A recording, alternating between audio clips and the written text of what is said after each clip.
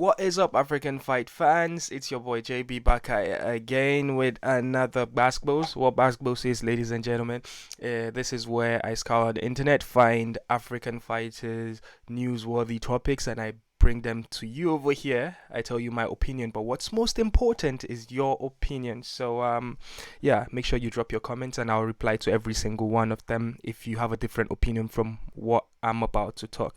So before we get into today's topic, I'm just gonna roll into our graphics. Come on, Africans! Yeah, and we're back. So today we're gonna be talking about Conor McGregor, Kamaru Usman, and the welterweight title, and Dana White. So all these parties are important in what I'm about to talk about. So first of all, Conor McGregor, yesterday, what is today? Today is a Sunday. Yesterday was UFC London. Crazy show here down at the O2, and just during the media fracas, the Mac Life, which I believe is Conor McGregor's media outlet. I don't know his involvement with them, but most of his exclusives come from them. So he had an interview with them, and he he spoke about a lot of things, but one thing that broke the internet was he spoke about his comeback fight, and he mentioned that he wants his comeback fight to be a title fight against Kamaru Usman. I'm just gonna play up for you here so you could hear for yourself. Well, again, I believe that's the fight to make. Wow. I believe myself versus Usman for the 170-pound title for my comeback fight is the one I'm eyeballing at the minute. And I feel confident against Usman. A jab happy, sloppy, orthodox wrestler with no submissions whatsoever. What's he gonna do? There you have it. So yeah, so this happened on Friday, around Friday evening, UK time, and at the time Kamaru Usman was in Nigeria. So Kamaru Usman has a new MMA promotion in Nigeria. They just run their second show, which was a huge success. I made a video about it, and Kamaru Usman was literally in the front row of his show when this dropped. And and if you saw the tweets, I'm just gonna show you the tweets. Yeah, that Kamaru dropped. He dropped, "You guys want a murder scene in the octagon, pound for pound." So this tweet was dropped when Kamaru Usman was literally sitting in front row of his MMA show in Nigeria, in Lagos, Nigeria. And this other reaction here of him laughing with Khabib. This was a photo taken at Ego FC, and he said he's gonna do what? So these reactions from Kamaru Usman. He was literally at his show. I'm just gonna show you a pic of his show. So this is Kamaru Usman's show in Nigeria. It was a beautiful event. I'm not trying to get you guys distracted from the main topic, but I'm just gonna show you. I'm just giving them a shout. This is Kamaru Usman's show. I'm just gonna show you the crowd shot. Yeah, there you go. Yeah, there you go. That's it. Anyway, so back to this sale topic. So I'm just gonna give you guys my reaction about the opportunity that was handed to Kamaru Usman to fight Conor McGregor. I'm not going to talk about people's reaction online, because most people, when they react to this fight or what Conor McGregor said, they honestly, 90% of the reactions I saw on Twitter are people saying, "Is Conor high? Is Conor mad? Conor's gonna get killed. Kamaru Usman can beat him however he wishes." So before I give you my reaction, I'm gonna give you Dana White's reaction. So Dana White was asked by the same guys at the Mac Life. I'm just gonna show you. I just hope YouTube don't stop this. Yeah, it's interesting. I hadn't heard that. He's coming into Vegas. We're getting together soon, and we're going to talk, and we'll see what's next. Sounds. Okay, so first of all, Dana White just lied to us, because the reporter asked him, "Don't you think the fight is interesting?" He was like, "Yeah, it's interesting, but I haven't heard that." Obviously, Dana White was lying at that point that he did not hear Conor McGregor saying he wants to fight Kamaru Usman next, and he also mentioned that he is going to have a meeting with Conor McGregor in Las Vegas, and they would see what's going to happen from there. So, Conor McGregor, with his history with the UFC, he always gets what he wants, mostly because his brand is bigger than the UFC at large, or I should say, Conor McGregor made UFC what it is today. So, UFC always bend to him whenever he makes uh, a request, basic per se.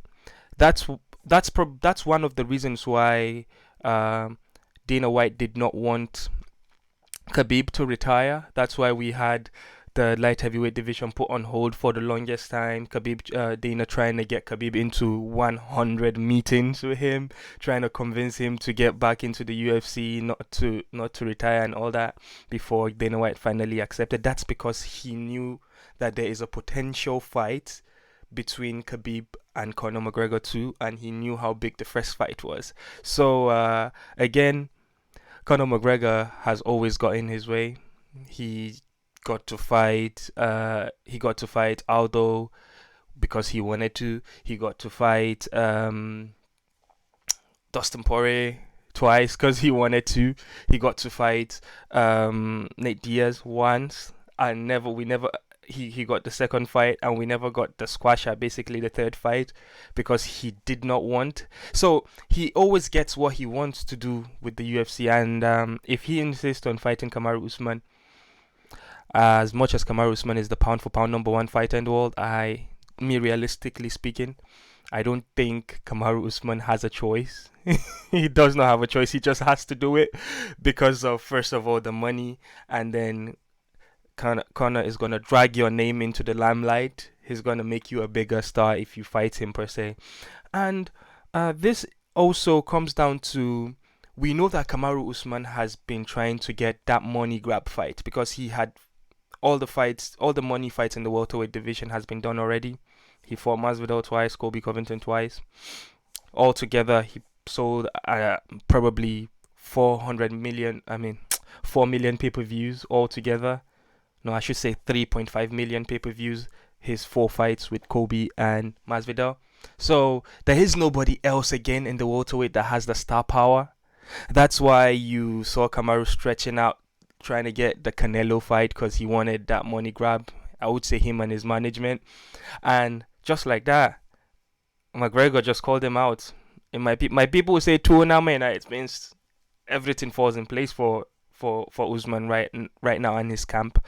So yeah, one thing I feel like we are overlooking is Kamaru Usman's potential fight this summer with Leon Edwards.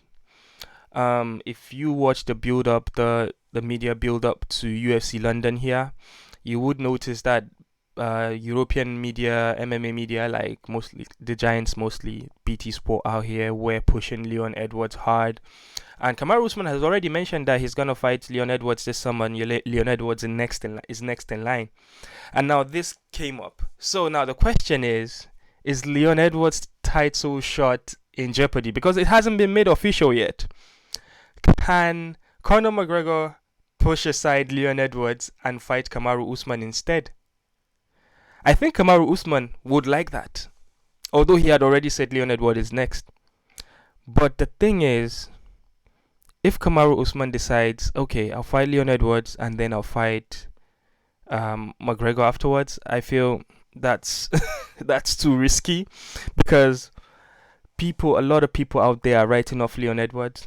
And if you go back and watch the first Kamaru Usman versus Leon Edwards fight, you would notice that at that time, Kamaru Usman's striking is not what it is today. And Leon Edwards' wrestling or grappling is not what it is today. And if you watch that fight, it was a typical fight between a grappler or a wrestler versus a striker. And Kamaru Usman dominated with the wrestling, but he wasn't winning the striking exchange when they were standing. So with that in mind, and then also remember Leon Edwards' last 2 fights. Leon Edwards has been quite unlucky. His last fight before the Nate Diaz fight with Bilal Mohammed. Before the eye poke, he was levels ahead of Bilal when it come to the striking.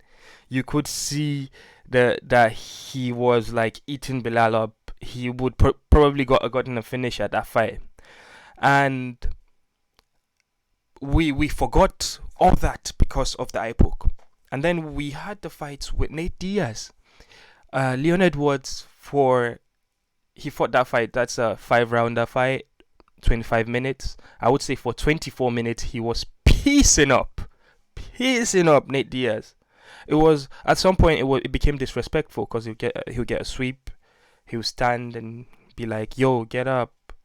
He pissed up Nate Diaz. It wasn't even beautiful to watch, and we just got carried away because Nate Diaz got that last punch, and then kind of looked like Leon Edwards was out of it. Just that last 1 minute, it made people forget the whole work that Leon Edwards did. Leon Edwards is a problem. If you take a picture of Leon Edwards, his physical condition from now to when he fought Kamaru Usman, you would see that he has actually been putting in work, because he is built like a brick right now. So, I guess what I'm trying to get to is that the Leon Edwards is not an easy fight.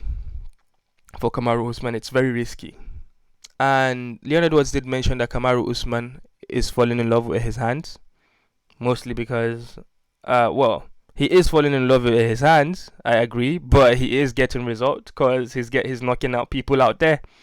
So, Leon Edwards' fight is not easy. If Kamaru Usman fights Leon Edwards before the potential McGregor fight, that is if McGregor is being completely honest that he actually wants the Usman fight, then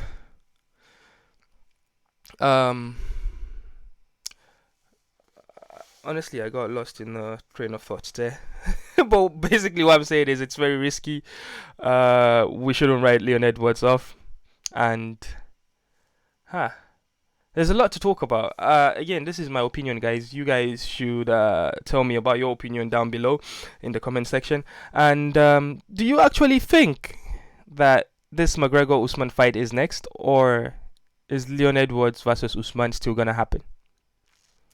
And I guess we get more from the boss himself, Dana White, after the said interview. The said meeting with Conor McGregor. I'm sorry, guys, I rambled at the end of this video, but yeah, it happens. I'm thinking about a lot of things. The potentials are crazy, anyways. Yeah, so yeah, that's it. You make sure you tell me your opinion about it in the comment section. I told you my opinion doesn't matter; it's yours that matters. So I'll reply to every single comment down in the comment section, and yeah, we out, the African fighters. Come on, Africans!